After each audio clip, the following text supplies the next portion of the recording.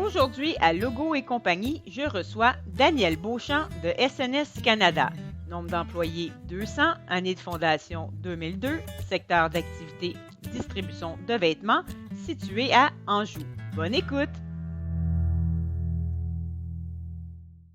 Bonjour à tous et bonjour à toi, Daniel. Ça va bien, Karine? Ben oui, ça va super bien. J'espère que toi aussi, en cette belle journée d'automne. Oui, la belle température aujourd'hui. Je te souhaite la bienvenue au podcast de Logo et compagnie qui est propulsé par Promco, justement. Puis, je vais laisser savoir aux auditeurs que je reçois des clients et des fournisseurs au podcast. Dans ce cas-ci, vous êtes un fournisseur SNS Activewear, c'est un fournisseur de Promco. Juste pour mettre les gens en contexte, je commande des vêtements tels que des kangourous, des t-shirts, des polos, des casquettes, des tucs, des sacs.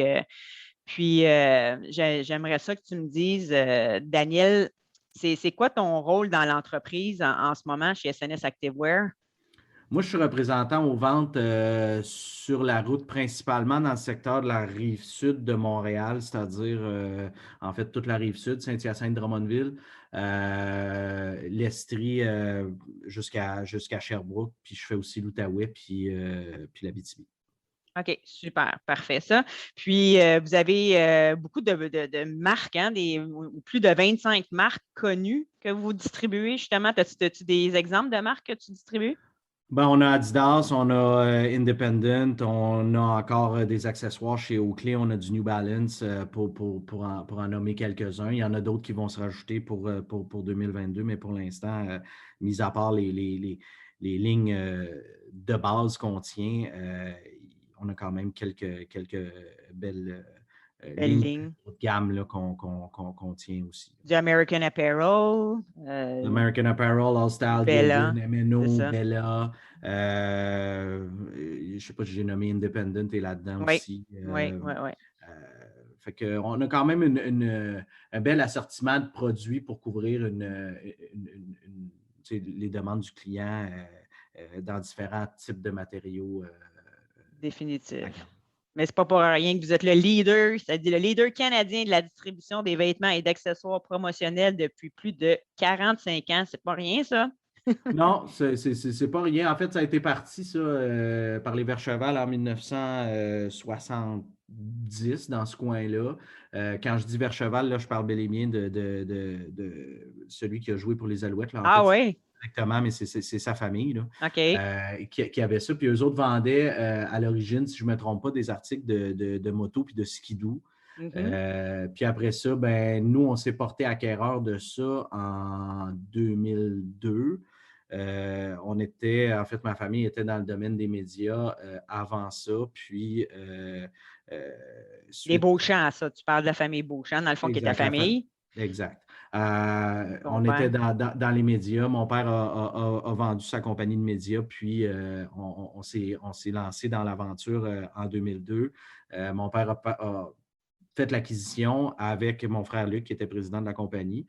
Puis après ça, mon autre frère Sylvain s'est joint, puis moi, je me suis joint à la compagnie en 2008. Donc, ça va faire bientôt 14 ans que moi, je suis là. OK, OK. Donc, ton père était dans le domaine avant de la radio. C'était quelle compagnie qu'il y avait? C'était Radio Mutuelle, c'était une compagnie de radio-télévision au Québec là, qui avait, OK, entre autres, le réseau Énergie qui est à travers le Québec. Là. OK. Donc, on a eu ça pendant plusieurs années là, quand même. Qu'est-ce qui l'a amené au domaine des articles promotionnels? Ben, je pense comme n'importe qui fait une transaction, qui vend sa compagnie puis qui cherche un autre secteur d'activité ou une autre. Tu sais, quand tu as la fibre entrepreneuriale à l'intérieur de toi, je pense que tu cherches tout le temps ton prochain défi, ta prochaine aventure.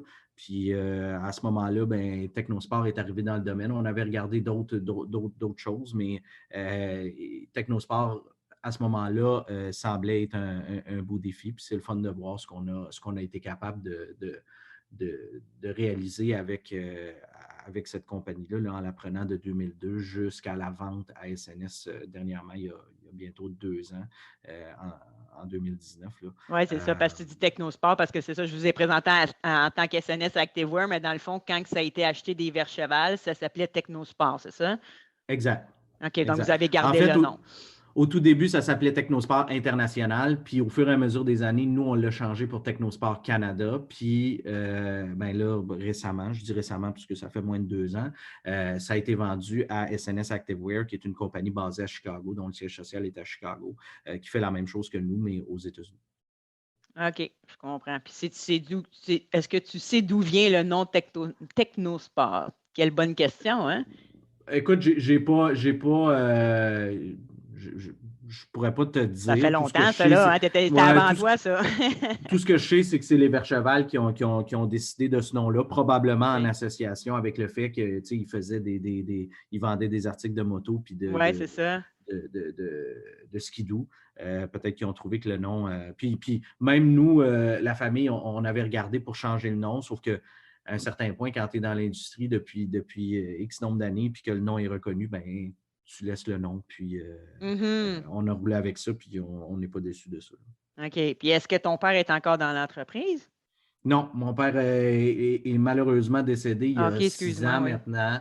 Pas de problème. Il y a 6 ans maintenant.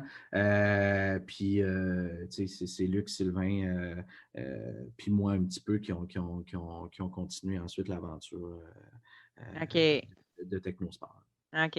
Ah, génial. Fait qu'aujourd'hui, c'est ça. Aujourd'hui, c'est maintenant, ça appartient maintenant aux Américains, si on peut dire, c'est ça? Oui, ouais. En fait, SNS, c'est une compagnie qui fait la même chose que nous aux États-Unis. C'est du monde qu'on connaissait depuis une douzaine d'années sur des voyages d'affaires ou dans des shows de l'industrie, etc., qu'on se rencontrait. SNS, ben, c'était jusqu'à tout récemment, parce qu'eux autres aussi, il y a eu une transaction de leur côté, mais c'était deux amis d'université qui ont acheté ça. Puis qui ont grossi ça à ce que c'est aujourd'hui. Là, pour donner une idée aux gens, on parle de 3,5 millions de pieds carrés d'entrepôts aux États-Unis pour une compagnie OK. qui fait quand même des articles, des vêtements promotionnels. C'est quand même C'est très gros. gros, oui, c'est ça. Mais en tant que distributeur, nous autres, on n'a pas vu une énorme différence. Là. Tu sais, souvent, les gens vont dire, ah, c'est acheté par les Américains et tout, mais on ne sent pas la différence. Vous avez plusieurs entrepôts au Canada. Vous en aviez combien actuellement? Ben, on en avait 5. OK. SNS a pris la décision de fermer celui de Moncton et de fermer jusqu'à, ben, en fait, tout récemment, au mois d'août, celui de Montréal. OK. On se retrouve. Qu'est-ce que ça fait, ça, oui? Ben, ça fait. Si je te donne un comparable en termes de grandeur, Montréal-Toronto, sous Technosport, on avait 110 000 pieds carrés. OK. Sous SNS, en fait, à Toronto, on va avoir 280 000 pieds carrés. On a 190 000 pieds carrés effectifs maintenant, puis on a un autre 90 000 à être effectif dans le Q1 de 2022. OK. Fait que ceux qui ont, comme je t'ai dit, ils ont fermé Moncton, qui était probablement notre plus petit entrepôt. Ils ont fermé Montréal. Le changement que ça fait, je pense que ça fait plus un changement pour les clients qui étaient dans la région, qui sont habitués, parce qu'on était à Anjou, et on le sera encore, là, de venir ramasser des commandes à la dernière minute parce qu'il y avait un pépin avec une commande ou parce qu'à la dernière minute, le client a rajouté tant de morceaux, puis Ouais. il y avait besoin de style, ben, il pouvait venir les chercher en dedans de 3 heures. On offrait le service que c'était possible de ramasser. Là, maintenant, ben, c'est plus disponible. Fait que OK. c'est sûr que ça change, sauf que de l'autre côté, en termes de transport, les délais sont les mêmes. Puis le client va en bénéficier en fin de compte parce qu'avec 280 000 pieds carrés, ben, on va être capable de s'implémenter dans le marché avec plus de lignes encore que ce qu'on a actuellement. OK. Ah, c'est bon, hein, c'est bon à savoir. Puis, comment vous avez vécu ça, la période du COVID qui n'est pas vraiment terminée? Nous autres, on le ressent en tant que distributeur. Nos clients le savent pas mal. On est en pénurie d'inventaire, un petit peu comme dans tous les domaines. Comment vous gérez ça, vous, chez SNS? Ben, c'est sûr que on le ressent encore. Nous, on n'a jamais vraiment arrêté. Quand je dis nous, je parle de la compagnie. Là, je parlerai un peu des ventes par la suite, mais Mhm. la compagnie en tant que telle n'a jamais arrêté. Les gens chez SNS se sont assurés qu'on soit commerce essentiel. Fait qu'on est resté ouvert. Maintenant, c'est sûr que les opérations baissent. Le staff à l'interne, mis à part les entrepôts, ont travaillé de la maison.